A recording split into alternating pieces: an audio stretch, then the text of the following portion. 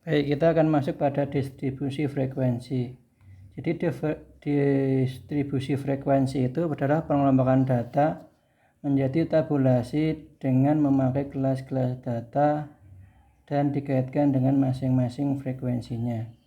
Adapun kelebihan dan kekurangannya, yang pertama kelebihannya adalah dapat mengetahui gambaran secara menyeluruh, dan kekurangannya itu rincian atau informasi awal menjadi hilang. Ini sebagai contoh ada distribusi frekuensi 100 mahasiswa Politeknik Dharma Patra Kebumen. Ya, ini ada tinggi badan, ada frekuensinya. Jadi untuk membuat seperti ini perlu menggunakan beberapa langkah, antaranya 10 langkah. Ya, adapun istilah dalam tabel distribusi frekuensi tentang data berkelompok, yaitu ada kelas adalah kelompok data berbentuk A min B. Misalkan ini ya, kemudian ujung kelas dan nilai-nilai yang terdapat pada suatu kelas, contoh kelas atas, kelas bawah, dan sebagainya. Nah, ini kita masuk pada langkah-langkah membuat tabel distribusi frekuensi. Pertama, ingat, pertama ini langkahnya, saudara pahami betul terkait langkahnya. Tentukan banyaknya kelas yang diperlukan, yaitu disingkat dengan K, yaitu aturan Stragos. K itu 1 plus 3,3 log N. N itu banyaknya data, keseluruhan data yang diambil. Tentukan rentang data atau R. R itu adalah data yang paling tertinggi dikurangi data yang paling terendah. Sedangkan langkah yang ketiga, bagilah rentan data kelompok dan banyaknya kelas untuk menentukan panjang kelas. Jadi P kecil R per K. Kemudian langkah yang keempat, tentukan ujung bawah kelas pertama. Pilihlah data yang paling kecil atau kurang dari yang paling kecil.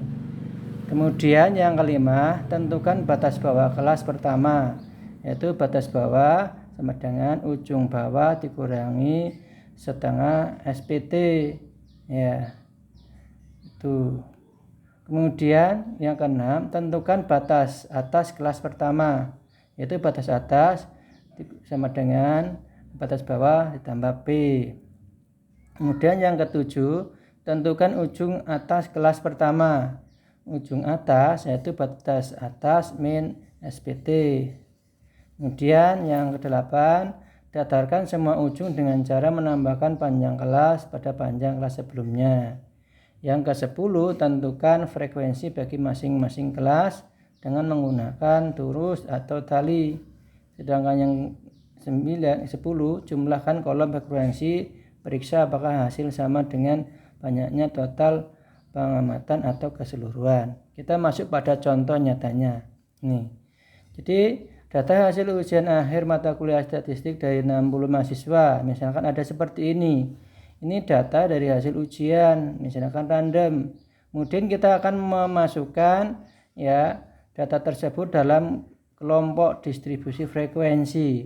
Kita menggunakan 10 langkah yang tadi saya jelaskan. Kemudian yang pertama, data terkecil dan data terbesar dicari. Data terkecil ada 10 di sini ya. Data mana yang terkecil? Ada 10. Ini 10.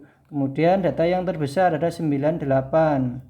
Ya, ada 98 ini seperti ini. Kemudian langkah yang kedua, langkah pertama ini R, jadi 98 min 10 ketemunya 8. Itu namanya jadi rentang atau jangkauannya sebesar 88. Sedangkan yang kedua banyaknya kelas, jadi 1 plus 3,3 log 60. N itu adalah 60, jadi ketemunya 6,8. Kemudian dibulatkan ya, jadi nanti banyaknya kelas itu ada 7 kelas seperti itu. Kemudian yang ketiga, panjang kelas ya. Jadi 88 yang pertama ini dari rentang atau jangkauan dibagi 7 panjang kelasnya. Jadi panjang kelasnya adalah 12,5 mendekati 13. Sedangkan langkah yang keempat, ujung kelas bawah pertama adalah 10. Ya, dibuat beberapa alternatif ujung kelas, yaitu misalkan 10, 9, dan 8, meskipun tidak ada angka 8 dan 9, tapi kita buat ujungnya yang paling bawah. Nah, maka batas bawah kelasnya adalah 9,5, kemudian 8,5, kemudian 7,5. Kenapa bisa jadi 9,5? Kan tadi dikurangi setengah PT, ya, SPT. Kemudian yang kelima adalah batas kelas pertama ditambah dengan lebar kelas, yaitu 9,5 ditambah 13. 13-nya dari mana, Pak? Ya dari sini, dari panjang kelas. Ya ini. Kemudian 8,5 plus 13, 21,5. 7,5 plus 13 adalah 20. Sedangkan langkah ke-6, ujung atas, kalau tadi itu batas kelas pertama, kemarin ujung atas kelas pertama sebesar 22 dikurangi setengah. Ini dari ini ya, 22,5 dikurangi setengah, 21,5 dikurangi setengah, jadi 21, 20. Kemudian langkah yang ke-7 adalah ini, membuat alternatif. Jadi 8, 20, 9, 21, 10, 22. Ini berapa? 1, 2, 3, 4, 5, 6, 7. Jadi ada 7 kelas ya. Masing-masing ini adalah tadi di 13. Coba ini.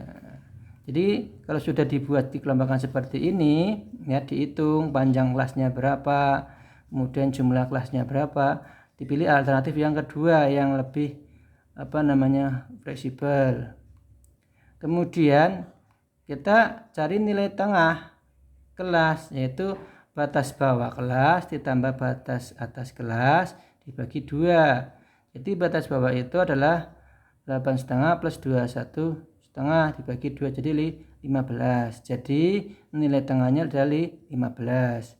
Kemudian yang ke-8, frekuensi kelas pertama adalah 3. Nah, ini menjadinya nanti akan seperti ini ya. Ini ya, interval kelas. Jadi kita buat tadi pilih yang kedua, ini seperti ini. Kemudian batas kelas, ini yang bawah ini, yang atas ini. Kemudian nilai terendah ini seperti ini. Jadi yang nilai 9 sampai 21 ada 25. Kemudian yang 22 sampai 34 ada 28 dan sebagainya. Sampai nilai yang 87 sampai 99 ada di 13. Jadi nilai tengahnya ini ya. Ini dicari dari mana ya? Dari sini ini nilai tengahnya ini. Itu seperti ini ya. Kemudian ini frekuensinya. Nah, jadi nilai tengah ini didapat dari ini interval ke kelas ini seperti ini. Ya. Kemudian frekuensi ini kemudian dari dihitung jumlah nilainya. Harusnya nilainya 60, kalau kurang dari 60 berarti salah.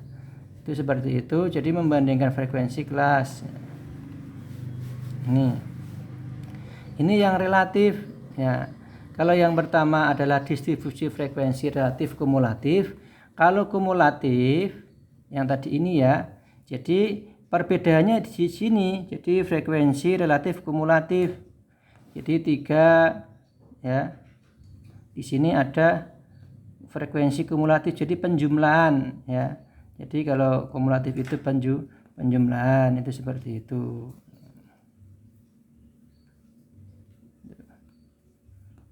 Kemudian frekuensi kumulatif kurang dari, ini seperti itu.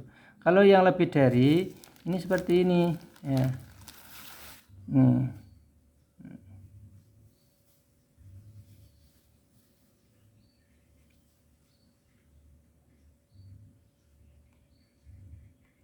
Kalau yang kurang dari seperti ini.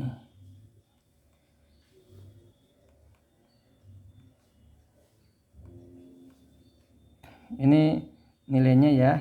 Kalau dilihat dari nilai yang kurang dari 0 ya, yang kurang dari frekuensi kumulatif kurang dari 0 ya, kurang dari 8,5 itu enggak ada, kurang dari 21 ya, itu ada 3 ya. Kemudian kurang dari 34,5 ya, itu ini ada 7 dan sebagainya sampai ke sini. harus 60. Itu seperti itu. Kemudian yang frekuensi kumulatif lebih dari ini, yang lebih dari nilai lebih dari 8,5 ada 60, kemudian dikurangi ini jumlahnya, dikurangi. Kemudian bawah sampai 0. Itu seperti itu. Ini cara menggambarkan poligon, kemudian okif ya. Kemudian okif lanjutan, kemudian ini latihan soal. Nah, silakan nanti dikerjakan latihan soal, dikasih waktu 1 minggu. Sekian, assalamualaikum warahmatullahi wabarakatuh.